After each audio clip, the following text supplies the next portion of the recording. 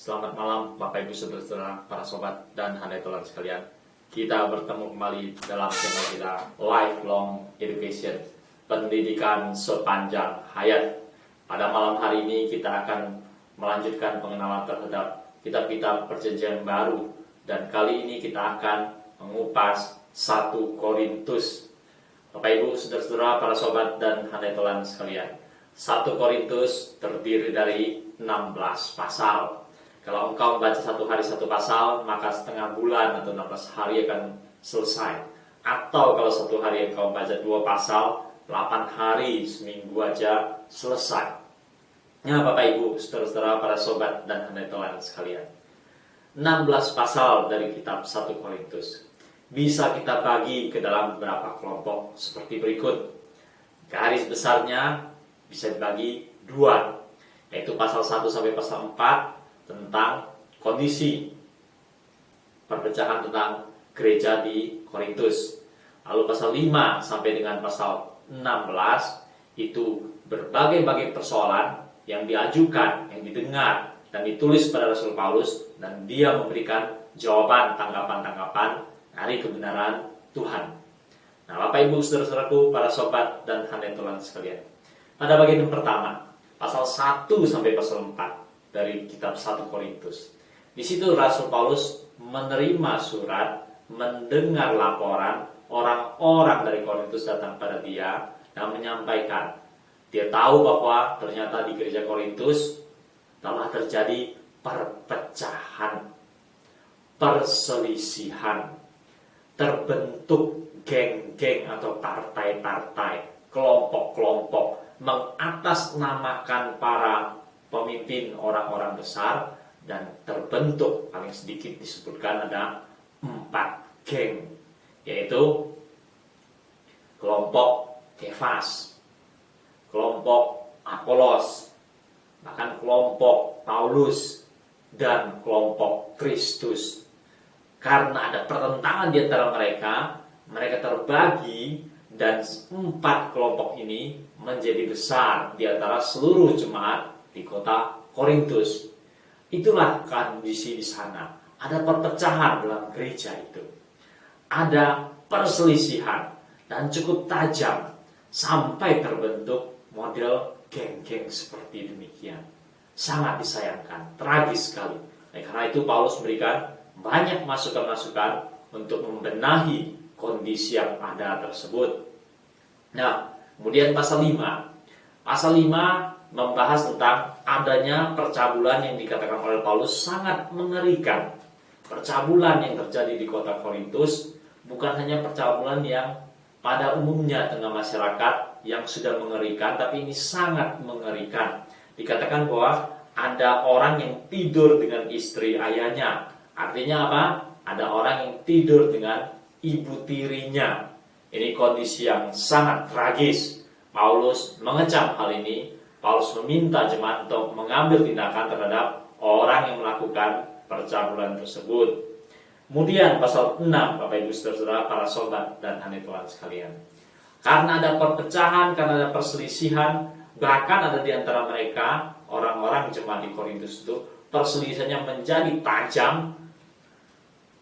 Lalu mereka tak dapat menyelesaikan, membawa perkara perselisihan itu sampai ke hakim di tengah masyarakat, meminta hakim menyelesaikannya, meminta persidangan pengadilan menyelesaikannya.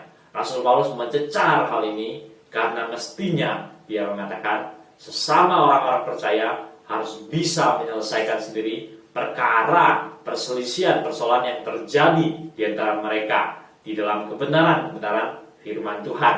Tapi mereka malah mencari keadilan pada orang-orang yang tidak beriman. Sayang sekali. Nah, kemudian pada pasal 7. Pasal 7 di situ Rasul Paulus diberitahu bahwa ada perselisihan tentang, ada pertanyaan-pertanyaan tentang apakah seorang itu sebaiknya kawin, sebaiknya menikah, atau apakah seseorang itu sebaiknya membujang, selibat. Persoalan-persoalan ini yang diajukan pada Rasul Paulus, dan dia menjawab. Ada tentang kebaikan menikah, ada tentang kebaikan hidup selibat atau membujang. Lalu pada pasal 8, 9, 10, 11, 8, 9, 10, 11, di sini bicara tentang persoalan yaitu makanan-makanan yang dipersembahkan pada berhala. Nah, di Korintus orang-orang beli makanan, beli daging di pasar. Mereka kadang-kadang bingung bagaimana kalau mendapatkan membeli daging tanpa mereka ketahui telah dipersembahkan pada berhala, ataupun cara pemotongannya, cara penyembelihannya yang tidak layak, yang dipahami sebagai tidak halal. Nah, Rasul Paulus menjelaskan dilema ini, memberikan pegangan-pegangan pada mereka. Lalu Rasul Paulus setelah itu juga mengakhiri 8, 9, 10, 11. Di bagian itu juga disinggung tentang wanita di tengah-tengah ibadah. Tempat kedudukan wanita, bagaimana wanita bersikap tengah-tengah ibadah. Dan 8, 9, 10, 11 diakhiri dengan mengupas tentang perjamuan kudus yang pada masa itu di Korintus dibarengi dengan perjamuan agape atau perjamuan kasih, dan terjadi kesemrautan dalam pelaksanaan perjamuan agape dan perjamuan kudus itu. Membingungkan bagi banyak jemaat, bahkan menjadi bahan tertawaan bagi orang-orang yang tidak percaya, karena dikatakan ada sebagian mabuk karena makanan dan sebagian karena lapar, artinya kurang makanan, tak punya makanan tengah-tengah pelaksanaan perjamuan agape dan perjamuan kudus. Sangat disayangkan. Paulus mengejar mereka, menasihati mereka supaya hal ini segera diatasin.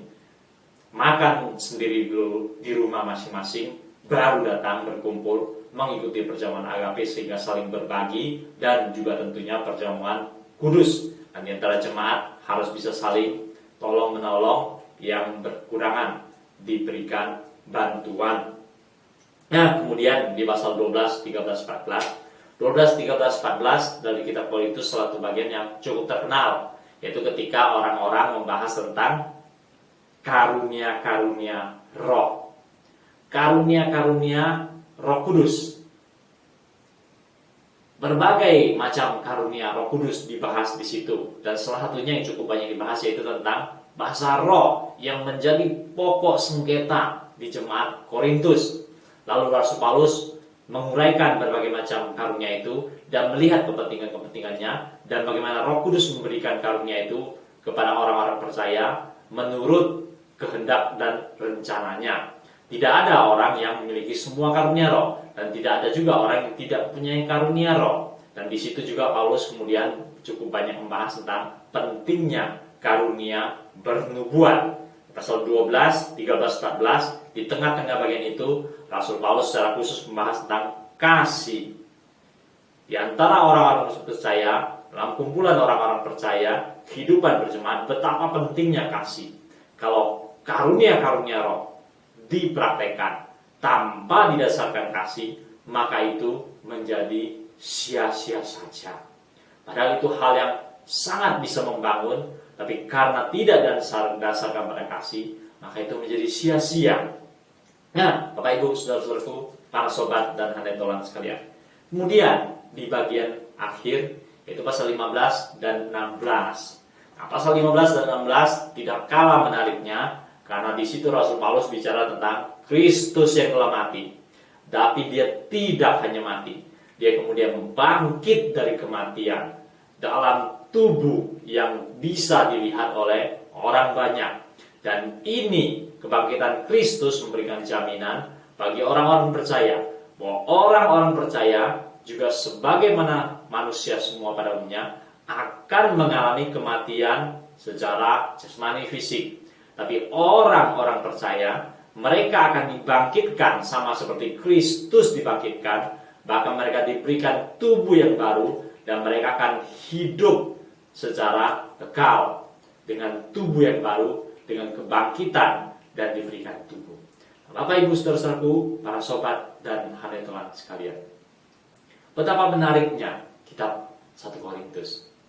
Kalau gerejamu aman-aman saja, berbahagialah engkau. Kalau gerejamu ada persoalan-persoalan sedikit, atasilah secara benar, secara adil. Dan kalau ada gerejamu banyak persoalan, maka semakin rajinlah engkau membaca 1 Korintus supaya mendapatkan kebenaran-kebenaran dari firman Tuhan, bahkan seluruh Alkitab, untuk membantu menyelesaikan persoalan-persoalan di dalam gerejamu. Bacalah 1 hari 1 pasal, setengah bulan engkau akan selesaikannya. Kalau engkau baca 1 hari 2 pasal, maka 1 minggu bisa selesaikan. Banyak perkara-perkara dalam kehidupan jemaat yang dibahas dalam 1 Korintus. Betapa kayanya dan bisa menarik banyak pelajaran yang berharga. Selamat malam Bapak Ibu, saudara-saudaraku, para sobat dan hadirin. Kiranya ini menginspirasi, mendorong engkau untuk membaca dan mengenal lebih dalam isi dari 1 Korintus.